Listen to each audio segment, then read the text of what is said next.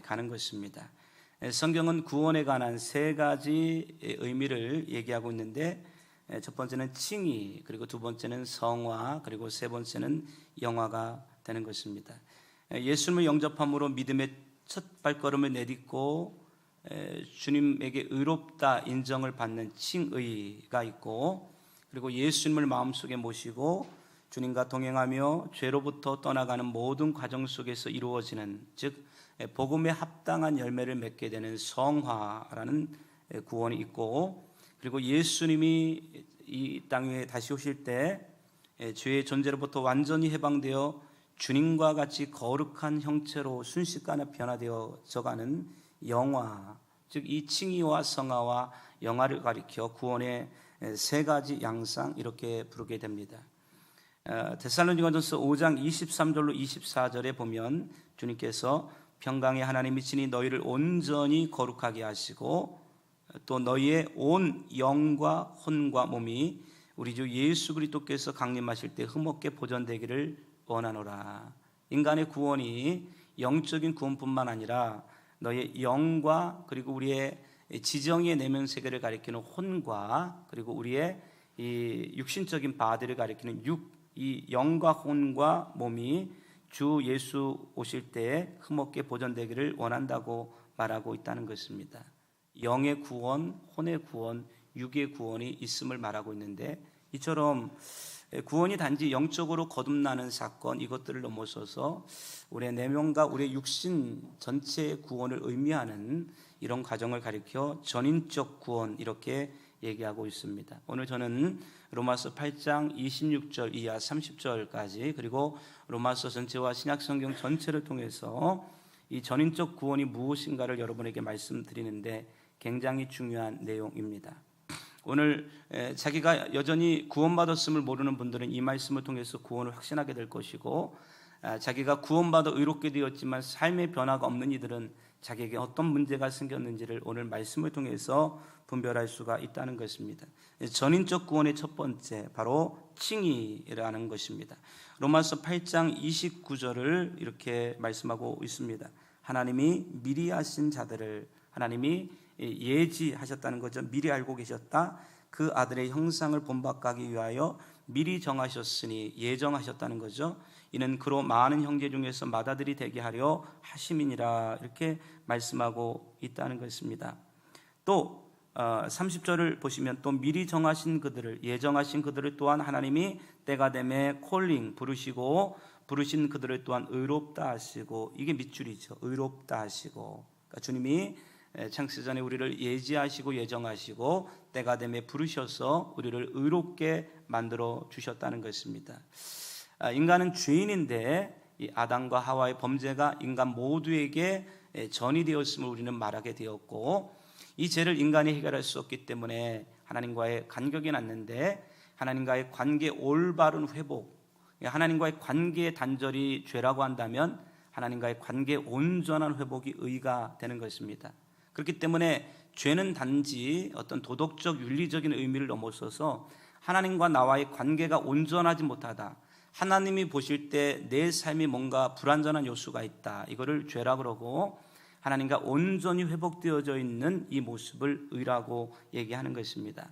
그래서 인간이 이 의를 필요로 하는데, 이 죄인된 인간이 하나님의 의가 없다고 한다면 하나님 앞에 설 수가 없고 하나님 앞에 용납될 수가 없다는 것입니다. 그런데 인간이 어떻게 의를 획득할 수가 있는가? 로마서 3장 24절은 그리스도 예수 안에 있는 구속으로 말미암아 하나님의 은혜로 값없이 의롭다 하심을 얻은 자 되었느니라. 즉 예수님의 십자가의 사건, 우리의 허물과 죄를 위해 죽으셨던 그 예수님, 이 허물과 죄를 위해 극복하시고 십자가에 부활하신 그 예수님의 십자가의 죽으심과 부활을, 어떤 책의 구원이란 무엇인가, 세계 최고의 신약학자 김세현 박사는 말하기를, 우리가 예수 그리스도를 믿음으로 믿을 때 십자가의 사건은 나의 사건으로 효력을 발휘하기 시작한다는 것입니다. 예수님 모든 사람을 위해 죽으셨지만, 부활하셨지만 그를 각 개인이 믿음으로 받아들이지 아니하면 그것은 효력을 발생할 수 없다는 것입니다. 믿음으로 그 예수님을 받아들일 때 예수님의 죽음은 나의 죽음이 되고 예수님의 부활은 나의 부활이 된다는 것입니다. 내가 한 것은 아무것도 없고 온전히 예수를 믿을 때 그 믿음으로 말미암아 값없이 우리를 의롭게 칭해 주셨다.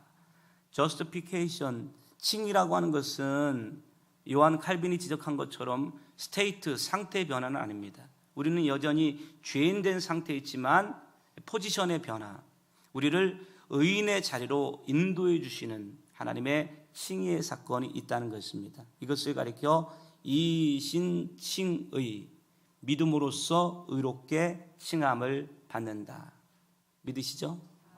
여러분, 오늘 우리가 의롭게 되는 것은 우리의 not by doing, 우리의 행위가 아니고 우리의 어떤 대가가 아닌 오직 그의 은혜로 말미암아 그 은혜를 믿음으로 받아들일 때 그 믿음을 의롭게 여겨 주신다는 것입니다.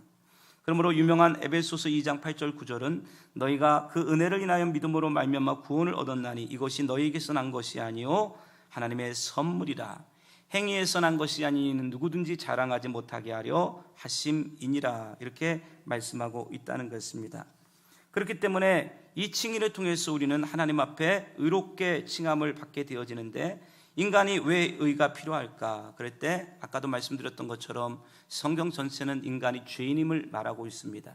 창세기 3장에 하나님의 형상으로 만들어진 인간이 자기에게 주어진 자유의지를 동원하여 하나님을 섬기고 사랑하기보다도 육신의 정욕과 안목의 정욕과 이생의 자랑을 선택하고 하나님 없이 단독자로 살고자 원하는 이 삶의 형태를 가리켜 성경은 죄라고 말하는데, 이 죄 때문에 에베소서 2장 3절은 전에는 우리도 다 그 가운데서 우리의 육체의 욕심을 따라 지내며 육체와 마음에 원하는 것을 하여 다른 이들과 같이 본질상 진노의 자녀이었더니, 죄를 지면 거기서 끝이 아니고 죄의 삭은 사망인데 하나님과 교제가 끊어지는 영적인 사망, 그리고 언젠가 죽게 되어지는 신체적 사망, 그리고 영원히 심판받아지게 되는 영원한 사망, 그리고 이 죄로 인한 인간관계 분리, 그 다음에 자아의 붕괴, 모든 여러분 인생사에 고통과 저주가 오는 이 죄의 열매들을 맺게 되었다는 것입니다. 그런데 이 죄의 문제를 인간이 해결할 수 없고 모든 사람이 죄를 범하였으며 하나님의 영광에 이르지 못했는데,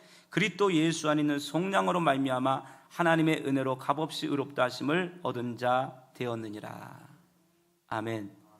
예수님이 십자가 위에서 인간의 모든 죄를 짊어지시고 죽으셨기 때문에 그 예수를 믿음으로 받아들이게 되어지면 예수와 함께 나의 모든 죄가 같이 죽고 죄책도 같이 죽게 되어지고 우리는 의인이 되어지게 된다는 것입니다. 그러므로 로마서 10장 9절로 10절에 보면 내가 만일 내 입으로 예수를 주로 시인하며 하나님께서 그를 죽은 자 가운데서 살리신 것을 내 마음에 믿으면 구원을 받으리라.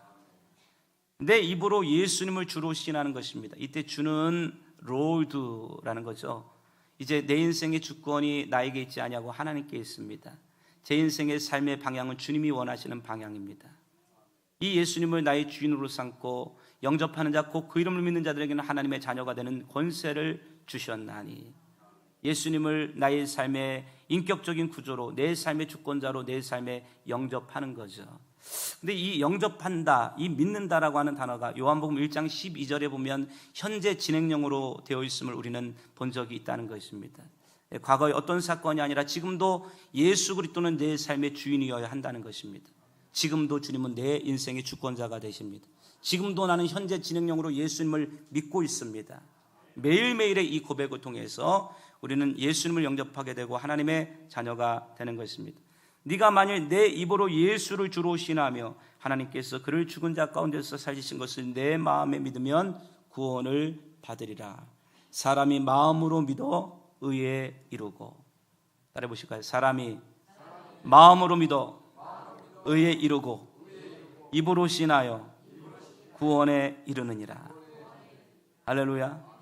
여러분, 이 칭이야말로 기독교 복음 전체 가장 중요하고 기초적인 구원의 단계가 된다는 것입니다. 죄인된 인간이 예수 그리스도의 십자가의 사건을 믿음으로 하나님이 그 은혜로 말미암아 인간을 의롭다 칭해 주시게 되어지고 영원한 형벌로부터 영원한 사망으로부터 우리를 천국으로 인도하시는 놀라운 축복이 있게 된다는 것입니다.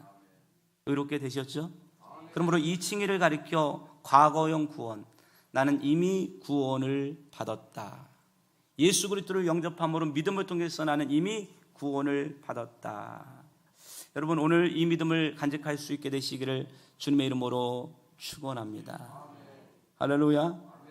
그런데 여러분, 성경은 이 칭의에서 여러분 우리의 구원이 끝났음을 의미하고 있지 않다는 것입니다.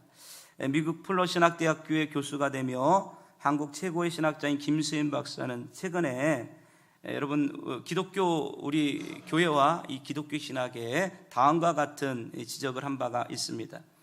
한국 교회의 도덕적 타락과 신학적 부패는 칭의의 왜고로부터 발생된 측면이 있다는 것입니다. 그는 지적하기를 지금 한국 교회는 도덕적 타락과 신학적 부패로 인해 위기에 처해 있다.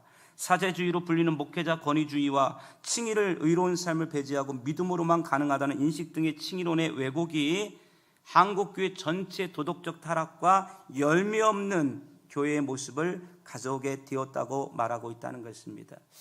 우리는 물론 믿음으로 말미암아 의롭게 된 것이 사실이고 인간의 공로가 아니라는 것입니다.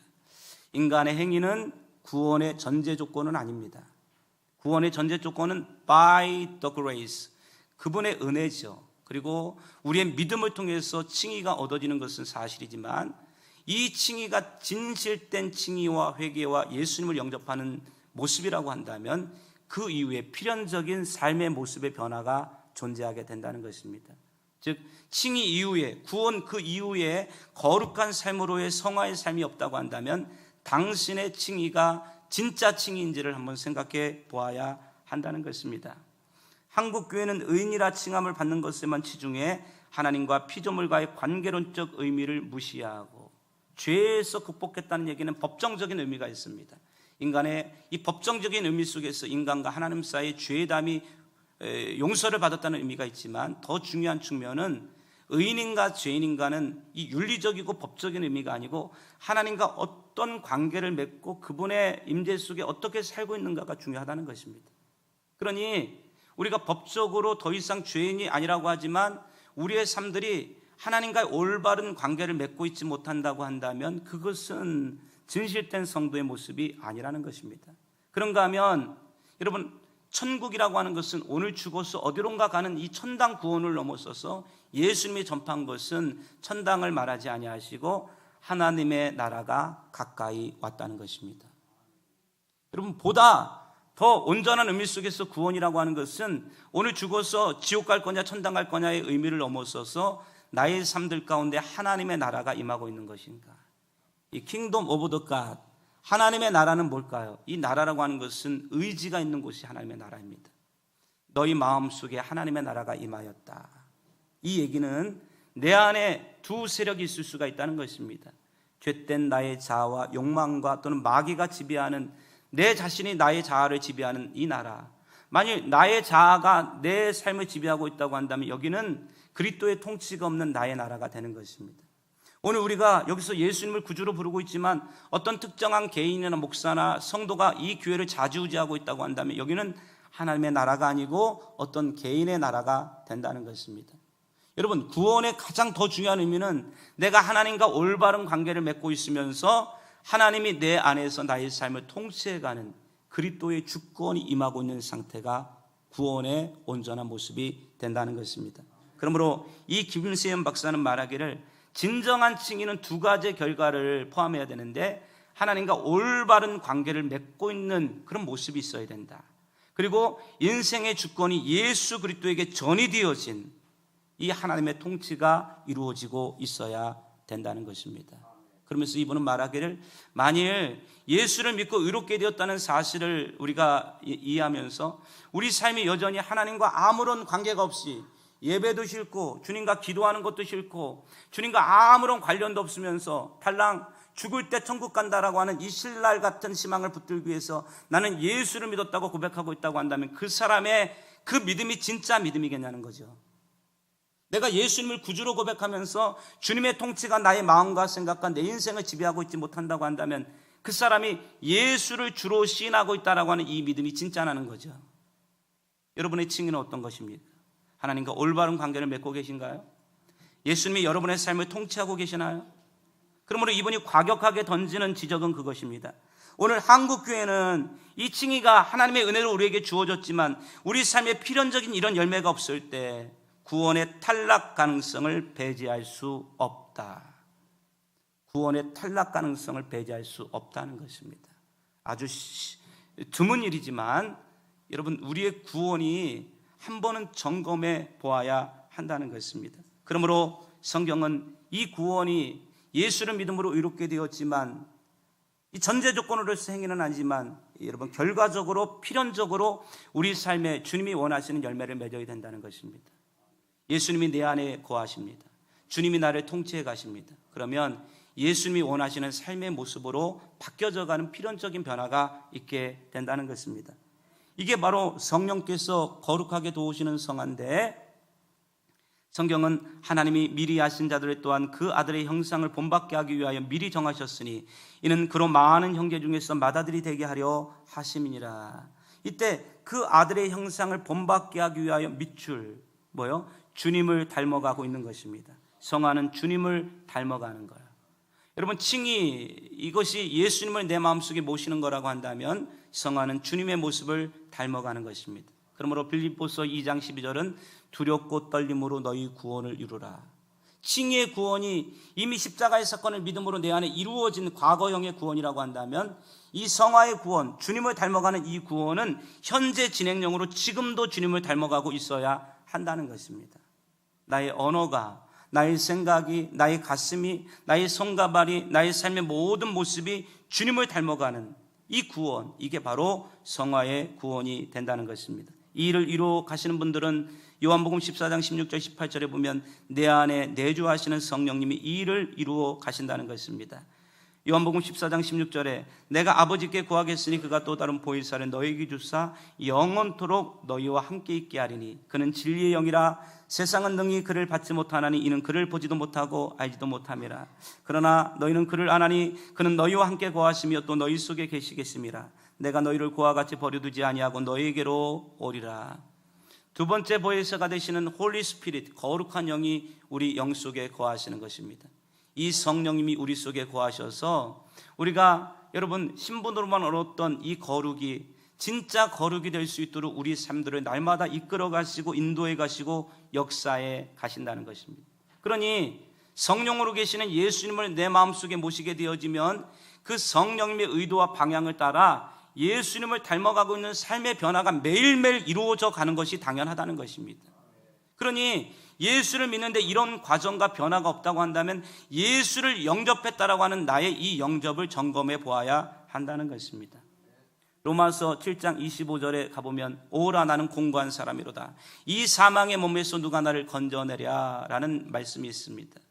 이 로마서 7장의 사건은 예수님을 영접한 것, 이미 로마서 5장에 예수님을 영접함으로 칭의를 얻게 되어지고 하나님과 올바른 관계를 회복게 했어요.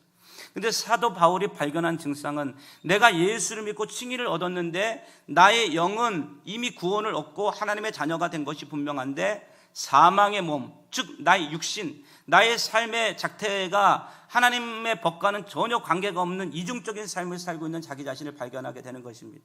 내 마음으로는 하나님의 법을 섬기지만 내 육신으로는 죄의 법을 섬긴다. 그러므로 이 사망의 몸뚱아리를 어떻게 할 거냐는 거예요. 예수는 믿어요. 그러나 생각은 여전히 부정적이고 생각은 여전히 세상적이고 마귀적이고 정욕적이에요. 마치 이스라엘 백성들이 홍해를 건너감으로 더 이상 애굽의 노예가 아니었지만 그들의 내면세계, 정신세계는 여전히 노예의식을 간직했던 것처럼 우리가 분명히 예수님이 내 안에 계시지만 여전히 우리의 생각과 감정과 우리의 삶의 모습은 예전의 그 모습과 같다는 거예요. 여전히 우리는 죄에 노출되어 있고 교회에 올 때는 거룩한 것 같지만 월요일부터 토요일까지는 형편없이 우리의 삶들이 넘어져 있고 자빠져 있는 우리의 삶들을 보게 되는 것입니다. 이 사망의 몸에서 우리를 어떻게 할 것이냐, 이 로마서 7장에 관해서 성경학자들이 고민이 많았어요. 예수님 믿으면 완전히 달라지는 거 아니야? 변화되는 거 아니야? 그러면 이 로마서 7장의 바울의 고백이 예수님을 영접하기 전이야? 영접한 이후야? 칭의를 받기 전이야? 받은 이후야? 역사적인 결론은 칭의를 받고 나서라는 것입니다. 인간이 영적으로 의롭게 되었지만 여전히 인간 안에는 이 생각과 감정과 온 몸이라고 하는 이 모습이 있다는 것입니다. 이때 사도 바울은 로마서 8장 2절에 이거를 극복할 방법이 있다는 것입니다. 로마서 8장 1절에 그러므로 이제 그리스도 예수 안에 있는 자에게는 결코 정죄함이 없나니 이는 그리스도 예수 안에 있는 생명의 성령의 법이 죄와 사망의 법에서 너를 해방하였음이니라 라고 말하고 있습니다. 우리가 예수님을 영접하게 되었을 때 어떤 변화가 있냐 그러면 내면의 메커니즘의 변화가 있습니다. 예수를 영접하기 전, 성령님이 거하시기 전에는 나의 자아가 내 인생의 주권을 붙들고 이 자아가 원하는 대로 인생을 살아가면 되었다는 것입니다. 마음껏 육신의 정욕, 안목의 정욕, 이생의 제약을 따라 살아가게 되는 것입니다. 그런데 성령님이 우리 속에 거하시게 되어지자 마음의 세력이 양분되게 되는 것입니다. 그 세력은 성령의 법, 이 법이라는 얘기는 성령의 영향력 의미하게 됩니다. 성령님이 자꾸만 내 안에 또 다른 말씀을 하시게 되는 것입니다.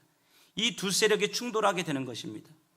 육신의 소욕과 성령의 소욕이 우리 속에 충돌이 되어지는데 그렇기 때문에 때로는 넘어지고 때로는 승리하는 이 갈등이 번뇌하게 되는 것입니다.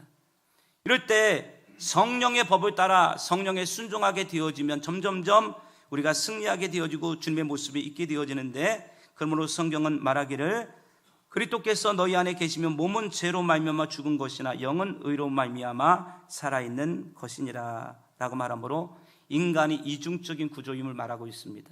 예수님의 영이 있으면 영은 이 십자가의 보혈의 공로로 말미암아 의로 위에 살아있지만 육신은 죄로 말미암아 죽어있는 모습이 된다는 것입니다.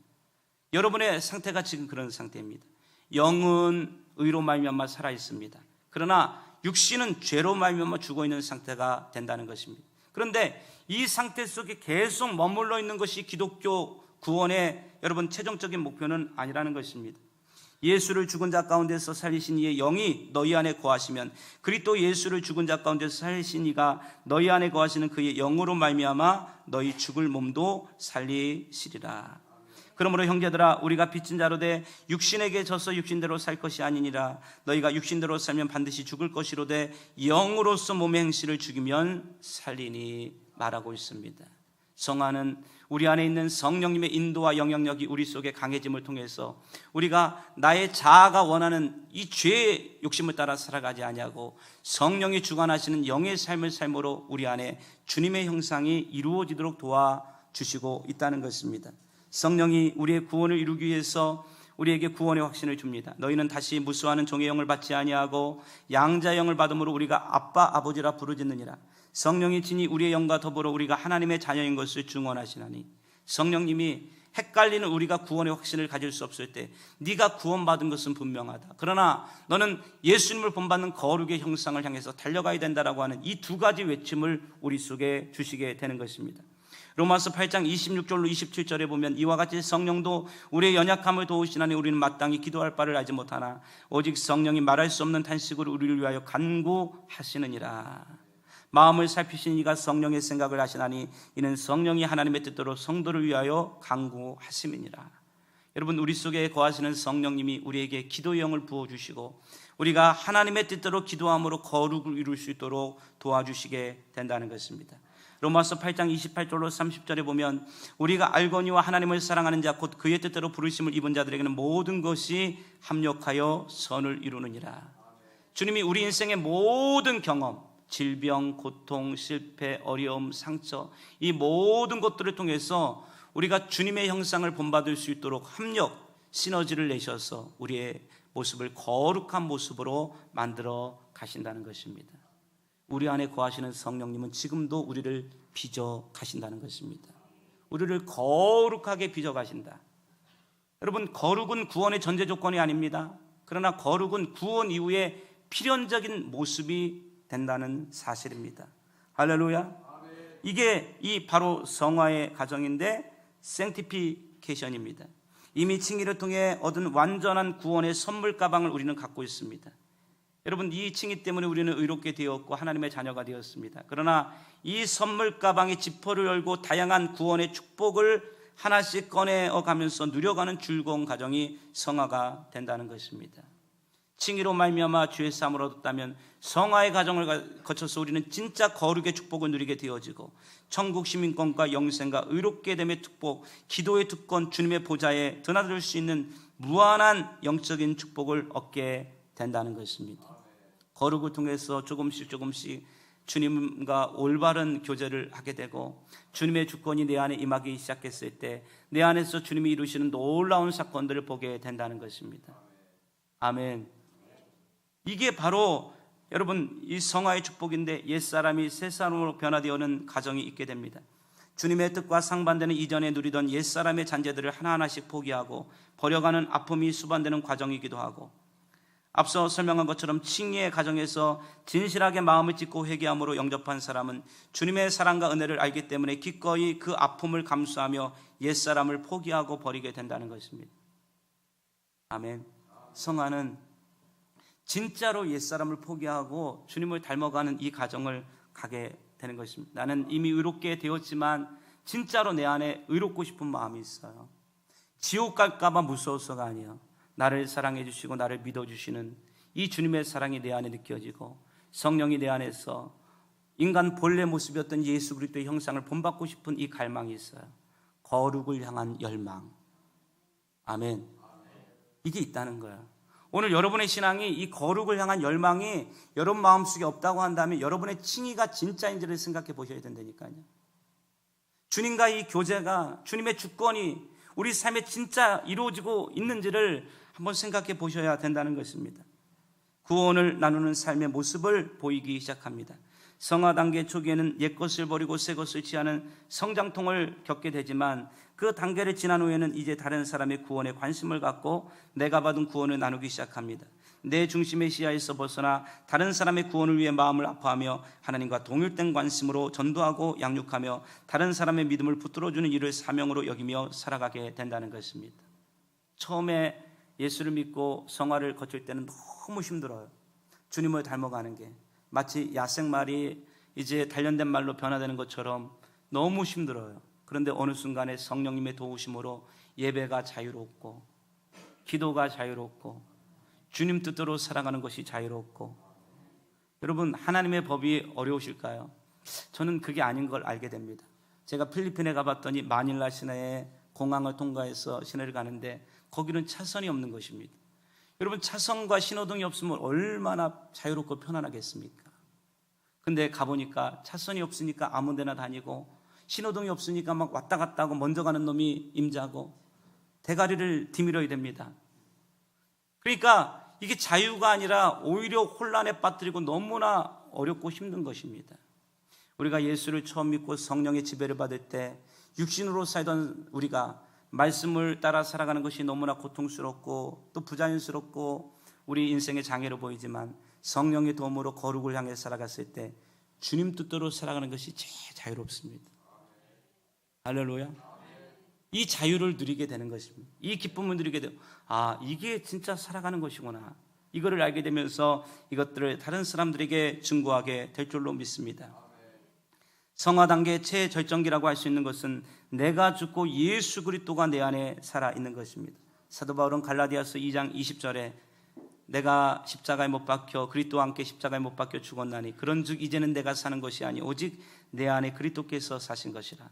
내가 이제 육체 가운데 사는 것은 나를 사랑하사 나의 죄를 위하여 죽으신 하나님의 아들을 믿는 믿음 안에서 사는 것임이니라. 옛날에는 I am everything, 내가 전부고, 예수님 내 마음에 오셨을 때는 예수님은 저 밑에 계셨는데 성령의 도움으로 거룩의 과정을 이뤄가면 I am something, 내가 약간이 되었다가, 그럼 주님도 Jesus is something, 예수님과 내가 반반이 되었다가 조금씩 말씀과 순종함을 통해서 내 자신이 변해지면 I'm nothing, you are everything. 주님이 내 인생의 전부가 되시고 나는 아무것도 없는. 아멘. 여러분 어떠세요? 여러분 내면 속에 주님 예수 영접했지만 여러분이 전부를 차지하고 계십니까? 아니면 주님이 전부를 차지하고 계십니까? 여러분 이거를 누구는 살필 수 없지만 자기는 알아요. 여러분 마음속에 주님의 주권이 몇 %를 갖고 있습니까? 여러분 주님과 어떤 관계를 맺고 계십니까? 이게 성화의 최절정기가 된다는 것입니다. 이 성화를 어떻게 이루어 가야 될 것인가? 마틴 로이드 존조 목사는 세계적인 목사들의 목사라고 불려질 만큼 아주 탁월한 강해 설교로 그의 로마서 강해, 에베소서 강해, 요한복음 강해 등은 지금도 많은 목사님에게 읽혀지고 있고 로마서를 이해함에 있어서 지금도 세계적인 권위를 갖고 있습니다. 이 마틴 로이드 존즈 목사님이 요한복음 17장을 강의하는데 64쪽에 보면 성화의 방법을 이렇게 설명하고 있습니다. 여러분, 이것이 하나님이 우리를 성화시키는 방법입니다. 이것이 우리가 새 사람을 입는 방법, 우리가 우리 자신을 하나님께 대하여 산자로 여기는 방법입니다. 나는 나 자신을 검토해야만 합니다. 그것은 단지 내가 교회 예배 시에 무엇을 느끼는가가 아니라 내가 어떻게 살아왔는가 하는 것입니다. 이 지점에 하셔야 돼요. 성화의 과정을 겪는 사람은 내가 예배 시간에 무엇을 느끼는가가 아니라는 것입니다. 오늘 기분이 좋네, 오늘 예배가 좀 그런데, 이런 게 아니라는 것입니다. 목사님 설교가 재밌네, 이런 내용이 아니라는 것입니다. 예배 시에 무엇을 느끼는가가 아니라 성화의 과정을 겪는 사람은 내가 어떻게 살아왔는가, 이 부분에 초점을 맞춘다는 것입니다. 예를 들자면 나는 남편으로서 또는 아버지로서 어떻게 행동했습니까? 물론 남편으로서 아버지로서 어떻게 행동하는 것이 우리의 칭의와 관계가 있는 것은 아니지만, 진짜 칭의를 얻고 예수님을 마음속에 영접한 사람들은 예수님이 원하시는 삶의 수준과 모습과 목표를 향해 달려가기 때문에 성령님이 우리 안속에서 그런 감동을 주신다는 것입니다. 나는 남편으로서 또는 아버지로서 어떻게 행동했습니까? 나는 상전으로서 어떻게 행동하고 있습니까? 나는 삶의 이 모든 관계들 안에서 어떻게 행동하고 있습니까? 주님이 필연적으로 우리 안에 이런 모습들을 보여주고 있다는 것입니다. 나는 지난 한 주간 어떻게 살아왔는가? 나는 화를 냈습니까? 나는 애를 태웁니까? 나는 그리스도인으로서 어떻게 행동했습니까? 몇몇 매우 위대한 성인들, 존 플래처나 메들리 같은 사람들은 매일 하루를 끝내면서 그런 질문들을 스스로에게 던졌습니다. 우리도 역시 우리 삶을 상세히 검토해 보아야 합니다. 우리는 그렇게 하지 않을 권리가 없습니다. 우리는 이 상세한 공고들을 이해해야만 합니다. 우리는 이것들을 하나씩 취해야 합니다. 그리고 우리가 그렇게 할 때만 우리는 진리를 통해 진리 안에서 진리에 의해 거룩해집니다. 여기에 진리, 곧 하나님의 진리의 말씀이 있습니다. 여러분, 성경에 보면 예수님께서 이렇게 고백합니다. 아버지여, 진리로 저희들을 거룩하게 하여 주옵소서. 윤리적인 삶의 변화가 아닌, 도덕적인 삶의 어떤 열매가 아닌 하나님의 진리의 말씀이 우리 인생의 모든 삶의 모습들을 주장해 가시는 상태. 그렇기 때문에 이 성령님의 도우심으로 우리는 하루를 마칠 때, 인생을 살아갔을 때 하나님 보시기에 내 삶이 어땠나? 해가 지도록 분을 품지 말라 하셨는데 여전히 분노하고 있고, 사랑은 허다한 죄를 덮는다고 말씀하셨는데 여전히 원망하고 용서하지 못하고 있고, 이런 진리의 말씀들이 내 안에 떠오르면서 내 안에 있는 모든 내 중심의 삶의 방법들을 바꾸고 이 말씀 앞에 내 자신을 순종하고 회개하게 되어질 때 진리 가운데 우리가 거룩해지게 된다는 것입니다. 성령님의 능력 안에서 이 말씀이 내게로 올 때, 그리고 내가 그 말씀에 순종하고 그것을 적용하며 실천에 옮길 때, 봐보세요. 여러분, 이 성화는요, 믿음으로 말미암아 주어지는 이 영역이 아니고 성령님의 능력 안에서 이 말씀이 내게로 올 때, 인간은 거룩하게 될 때는 말씀을 듣거나 읽을 때 이 성령님의 능력으로, 성령님의 깨달으심을 통해서 이 말씀이 내게로 다가오게 된다는 것입니다. 그리고 그 다가온 말씀을 내가 순종하고 그것을 나의 삶에 적용하고 실천할 때 나는 순종할 힘을 부여받는 것을 발견하게 된다는 것입니다. 아멘. 이게 성화예요. 말씀이 내 안에 머물러 오고 그 말씀과 상반되어지는 나의 삶의 어떤 모습을 보면서 이게 하나님이 원하시는 삶이 아니구나, 이거는 주님이 원하시는 길이 아니구나, 내 내면의 이 모습은 주님이 기뻐하시는 모습이 아니구나, 이것들을 살피면서 그 진리의 말씀에 나의 모든 자아와 나의 3대 모습들을 포기하고 그 말씀에 순종하는 삶, 이게 바로 성화의 삶이 된다는 것입니다. 오늘 이 작업과 이 모습이 여러분 안에 이루어지시고 있어야 한다는 것입니다. 그러므로 성경은 이 과정을 가리켜 두렵고 떨림으로 너희 구원을 이루라, 이렇게 말하고 있다는 것입니다. 칭의받았다고 예수님과는 아무런 관계도 없고 주님의 주권은 없고 여전히 내가 주인이 되어서 내가 살고 싶은 대로 살아가고 세상 사람들과 전혀 관계없이 살아가고 십자가의 원수로 행하고 도덕적으로 윤리적으로 타락하고 그리고 나서 믿었으니까 의롭게 되었고 구원받았다고 말하는 것은 마귀에게 속고 있는 것입니다. 믿으시면 아멘 하시죠. 이게 어쩌면 한국교회 두 국단은 칭의를 정확하게 이해하지 못하는 교인들 때문에 구원의 확신을 갖지 못하는 사람이 50% 있다고 한다면, 칭의를 너무 값싸게 이해하고 온전히 이해하지 못하기 때문에 칭의의 올바른 가치를 이해하지 못하는 성도들이 많이 있다는 것입니다. 오늘 저와 여러분의 구원이 예수님을 닮아가는 성화의 구원으로 연결될 수 있게 되시기를 주의 이름으로 축원합니다. 그러므로 이 성화는 주님을 닮아가고 지금도 현재 진행형으로 이루어가고 있는 구원이 되고 믿음을 순종함으로 얻어지게 될 줄로 믿습니다. 마지막 구원은 주 오실 그날에 얻어지는 바로 영화의 구원이 된다는 것입니다. 로마서 8장 29절을 다 같이 읽겠습니다. 시작. 또 미리 정하신 그들을 또한 부르시고 부르신 그들을 또한 의롭다 하시고 의롭다 하신 그들을 또한 영화롭게 하셨느니라. 이때 영화에다가 동그라미를 주시고 이 영화라고 하는 단어가 영어로는 글로리피케이션인데 예수님께서 재림하실 때 홀연히 이루어지는 변화의 과정을 의미합니다. 성경에서는 예수님께서 재림하실 때 마지막 나팔이 울려 퍼진과 동시에 순식간에 믿는 자들이 다 변화된다고 말씀하고 있습니다. 영화는 죄의 존재로부터의 완전한 해방을 의미합니다.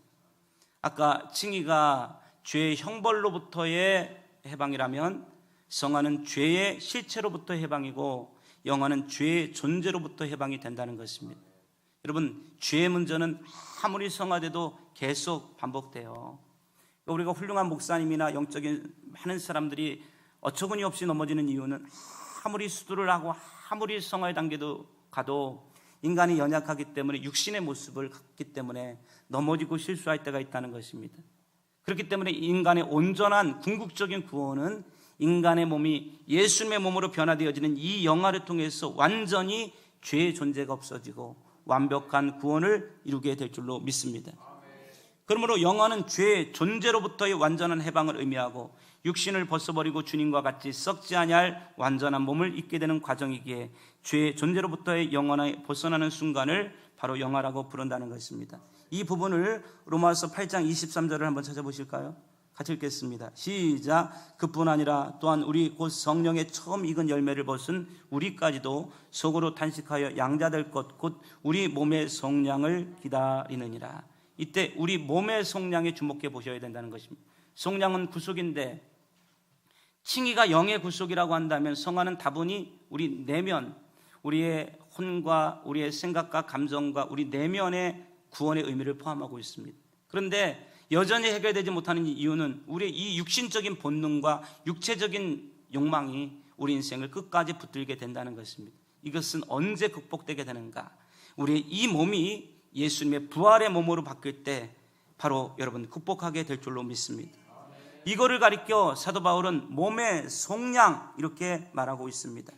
빌립보서 3장 21절에 그는 만물을 자기에게 복종하게 하실 수 있는 자의 역사로 우리의 낮은 몸을 자기 영광의 몸의 형체와 같이 변하게 하시리라 이렇게 말하고 있고, 고린도전서 15장 51절로 54절을 보면 보라 내가 너에게 비밀을 말하노니 우리가 다 잠잘 것이 아니요 마지막 나팔에 순식간에 홀연히 다 변화되리니 나팔 소리가 나며 죽은 자들이 썩지 아니할 것으로 다시 살아나고 우리도 변화되리라. 이 썩을 것이 반드시 썩지 아니할 것을 입겠고 이 죽을 것이 죽지 아니함을 입으리로다.